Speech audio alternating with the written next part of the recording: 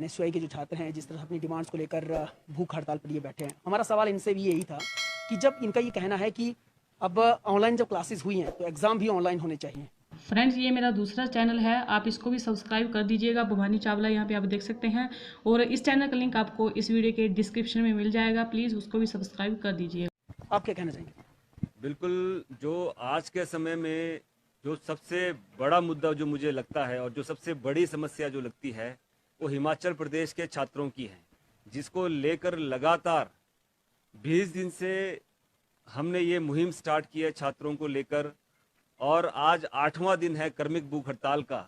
सबसे पहले तो मैं पूरे हिमाचल प्रदेश के एनएसयूआई और युवा कांग्रेस के साथियों का दिल से धन्यवाद करना चाहूँगा कि छात्रों की समस्याओं और छात्रों की मांगों को लेकर आप लोग लगातार क्रमिक भूख हड़ताल में बैठे हैं। और बताते हुए मुझे बड़ा दुख भी होता है कि आज छात्र सड़कों में बैठा है, युवा सड़कों में बैठा है, लेकिन जो ये भाजपा की सरकार है, जो ये भाजपा की तानाशाही सरकार है, उनका कोई भी नुमाइंदा, कोई भी मंत्री, कोई भी विधायक, कोई भी अधिकारी पूरे प्रदेश भर में, मैं बताना चाहूंगा, विधानसभा स्तर पर एसडीएम कार्यालय के बाहर बैठे हैं, जिला मुख्यालय में डीसी कार्यालय के बाहर बैठे हैं इनका, लेकिन कोई भी मंत्री अभी तक छात्रों का हालचाल पूछने नहीं आया, उनकी मांगों को जानने नहीं आया। इससे ये साफ तौर पे नजर आ जाता है कि भाई ये सरकार बिल्कुल तानाशाही सरकार हो चुकी है। जो इसका जो अड़ियल रवैया है बिल्कुल गलत है। आज हिमाचल प्रदेश का हर एक छात्र परेशान है, दुखी है, क्योंकि एक जो तुगलकी फरमान हिमाचल प्रदेश की भाजपा सरकार के द्वारा जो बीते मंत्रिमंडल में दिया गया एकदम से कि भाई आपके ऑफलाइन परीक्षाएं करवाएंगी Himachal Pradesh university, Himachal Pradesh technical university के छात्र हो, पॉलिटेक्निक के हो, आईटीआई के हो, लाखों छात्र ऐसे हैं जिनकी पिछले इस कोरोना महामारी के दौर में ऑनलाइन कक्षाएं ली गई। और हिमाचल प्रदेश में बताना चाहूंगा एक पहाड़ी और दुर्गम क्षेत्र है। पहाड़ी और दुर्गम क्षेत्र होने के नाते मैं आपको साफ तौर पे बताना चाहूंगा कि यहाँ पर कनेक्टिविटी की बड़ी दिक्कत है, इंटरनेट की प्रॉब्लम है, और जिसके चलते पूरे साल भर आप सोचिए कई जगह जब इस समस्या को लेकर मीडिया वालों से हमारी बातचीत होती है वहां पर कई जगह नेटवर्क नहीं होता है। यहाँ तक कि शिमला डीसी कार्यालय के बाहर जहां हम लोग बैठे हैं धरने पे, भूख हड़ताल पे, वहां पर कनेक्टिविटी की बहुत दिक्कत है। आप सोचिए कि एक साल बच्चों ने किस तरीके से पढ़ाई की होगी। निगम जी, वही तो सवाल है ना कि आप कह रहे हैं कि कनेक्टिविटी नहीं है, नेटवर्क नहीं पहुंच पा रहा है। बहुत सारी जगह हैं ऐसी हिमाचल प्रदेश में, ना केवल हम चंबा की बात करें, किन्नौर की बात करें, लाहौल की बात करें, बल्कि हम लोग शिमला और यहाँ की भी बात कर सकते हैं, कांगड़ा में भी ऐसे कई इलाके हैं जहां पर नेटवर्क नहीं है। तो हम जब क्लासेस जो हैं वो ऑनलाइन लगाते हैं वो भी प्रॉपर नहीं हो पाते। तो जो एग्जाम है उसके लिए तो पर्टिकुलर टाइम बिंग होता है। छात्र तो ये भी कह रहे थे कि जब क्लासेस शुरू होती थी लिंक आता था, ओपन भी नहीं होता था। तो जब एग्जाम होगा तो वो 2-3 घंटे का होगा, तो उसमें तो वो फिर कैसे उस चीज को कर पाएंगे, ये भी तो बड़ा सवाल है ना। ऑनलाइन भी तो एग्जाम दिक्कत है ना।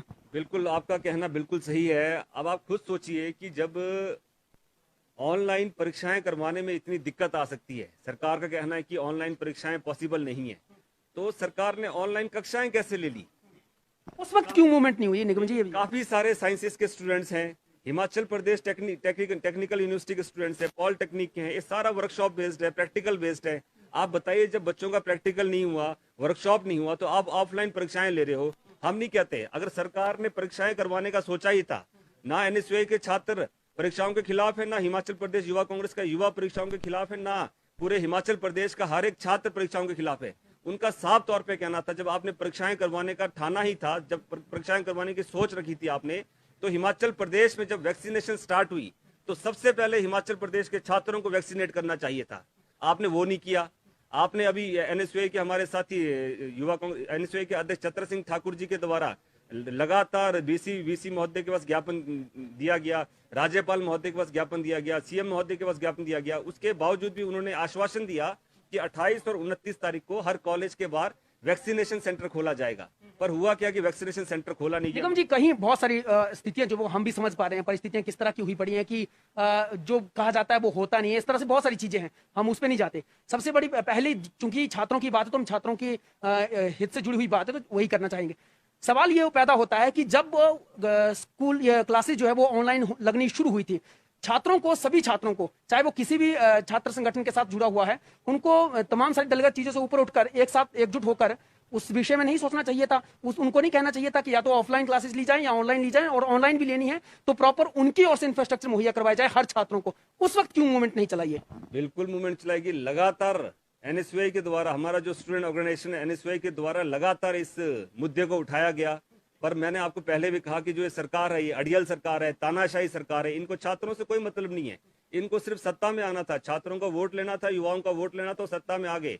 अब इनको मालूम है कि 5 साल बाद तो हमें जाना ही है, तो इनको कोई मतलब नहीं है। साफ तौर पे बिल्कुल अड़ियल, और बिल्कुल उसी के लिए देखो हमने इनको बिल्कुल भी सद्बुद्धि नहीं है, जिसके लिए पूरे हिमाचल प्रदेश में एक सद्बुद्धि यज्ञ भी सरकार के लिए किया गया कि भाई जिस प्रकार का निर्णय इन्होंने लिया है। अब जहां तक आपने बात कही कि भाई ऑनलाइन परीक्षाएं करवाने में दिक्कत आएगी, 2.5 से 3 घंटे का पेपर होता है। हम बताना चाहेंगे पंजाब यूनिवर्सिटी में ऑनलाइन परीक्षाएं हो रही है। आप देखिए कि मध्य प्रदेश में ओपन बुक पद्धति के माध्यम से ऑनलाइन ओपन बुक पद्धति के माध्यम से परीक्षाएं हो रही है। उसमें होता क्या है कि आपको क्वेश्चन पेपर दे दिया जाता है, आपको समय सारणी दिया जाता है, 5 से 6 घंटे के अंदर आपको सारे के सारे क्वेश्चन पेपर को सॉल्व करके इसको पीडीएफ के रूप में आपको जमा करना है। और भी कई सारे तरीके, ऑब्जेक्टिव तरीका है, आप सब्जेक्टिव ना लीजिए, आप 1 महीने का समय दीजिए कि ये आपका सिलेबस है, आपको इस सिलेबस में से आपको ऑब्जेक्टिव पेपर्स आएंगे और आपका मात्र 45 मिनट का आपका ऑनलाइन परीक्षा होगी और उसी से आपका रिजल्ट निकलेगा। तो यहाँ तक कि कई सारे आपने देखो ऑडियो रिकॉर्डिंग भी, माननीय मुख्यमंत्री के साथ, मंत्री जी के साथ बच्चों की बातचीत, शिक्षा मंत्री जी के साथ बच्चों की बातचीत, और साफ तौर पे बच्चे कह रहे हैं कि सर हमारी प्रॉपर जब ऑनलाइन कक्षाएं नहीं लगी, हमारे प्रैक्टिकल नहीं हुए, हमें इतनी सारी दिक्कत हुई, हमारी सिलेबस कंप्लीट नहीं हुई, तो उनको टरका दिया जाता है कि चलो देखते हैं क्या करेंगे। और बच्चों ने लगातार, आपने ऑडियो क्लिप आपके पास ही पहुंची होगी, उसमें बच्चों ने निवेदन किया है कि 7 तारीख को कैबिनेट की मीटिंग है, आप जल्द से जल्द छात्र हित में फैसला लीजिए। और अभी शिक्षा मंत्री से भी एक ऑडियो क्लिप निकला, बच्चे के एक लड़की ने बात की, तो शिक्षा मंत्री जी बोलते हैं इसमें हम क्या कर सकते हैं, पढ़ाई करो, पेपर तो होने, तुमने पढ़ाई नहीं की। वो तो साफ तौर पे अपना पल्ला झाड़ रहे हैं, ये नहीं देख रहे कि हिमाचल प्रदेश के छात्रों ने कितनी मुसीबत सही है इस कोरोना। सरकार टीचर्स को भी धमका रही है। बिल्कुल, वो तो है ही। देखो, जो सरकार छात्रों की हित के बारे में नहीं सोच सकती, उनके लिए शिक्षक क्या है। और एक तरफ पूरे प्रदेश भर में मुहिम चली है छात्रों को लेकर, छात्रों की ऑफलाइन परीक्षाओं को लेकर, और दूसरी तरफ देखिए इनके एक मंत्री का क्या बयान आता है। मंत्री का बयान आता है कि इस कोरोना महामारी के दौर में शिक्षकों ने आराम किया है। देखिए, इससे साफ पता चलता है कि हमने तो सद्बुद्धि के लिए यज्ञ किया था, ये तो उल्टा ही हो गया।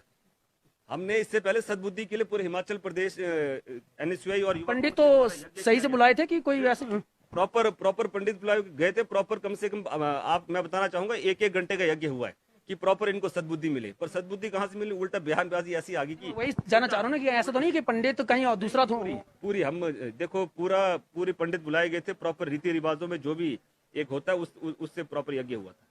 कि अगर बाय द वे जिन डिमांड्स को लेकर आपके जो कार्यकर्ता हैं वो बैठे हुए हैं, वो डिमांड्स पूरी नहीं होती, तो आपकी अगली स्ट्रेटजी क्या रहने वाली है? सर, मैं सबसे पहले आपको ब्रीफ में बताना चाहूंगा कि ऐसी क्या आन पड़ी कि एनएसयूआई और युवा कांग्रेस को आंदोलन पे, भूख हड़ताल पे बैठना पड़ा। एनएसयूआई ने सबसे पहले एक मुहिम चलाई थी, नो वैक्सीनेशन टिल एग्जामिनेशन, मतलब एग्जाम मस्ट वैक्सीनेशन फर्स्ट। जब तक आपके एग्जाम नहीं होगी तो वैक्सीनेशन नहीं होगी, तो उसके तहत हमने एक गवर्नर आपके एसडीएम से के माध्यम से एडीसी गवर्नर तक एक मेमोरेंडम भी सौंपा, और बड़ी खुशी हुई महामहिम जो राज्यपाल के एडीसी मोदी ने उन्होंने हमें 2-3 दिन का आश्वासन भी दिया और कि भी आपकी मांगों को पूरा किया जाएगा। लेकिन छात्रों को ठगा, 27-28 की डेट आई और उसके बाद कई कॉलेजों में वैक्सीनेशन नहीं लगी, और 1 हफ्ते बाद में 29 तारीख को आता है कि भाई 1 हफ्ते तक कोई वैक्सीनेशन नहीं लगेगी। उसके बाद हमने दूसरा सुझाव रखा कि अगर आप वैक्सीनेशन नहीं है, आपके पास स्टॉक नहीं है, तो आप काइंडली, अगर आपने कहा कि ऑनलाइन, एनएसयूआई पहले से ही ऑनलाइन एग्जाम के विरोध में थी, क्योंकि जब ऑनलाइन एग्जाम क्लासेस नहीं होती तो यूनिवर्सिटी प्रशासन ने कहा कि हमारी जो क्लासेस है प्रॉपर ऑनलाइन हुई है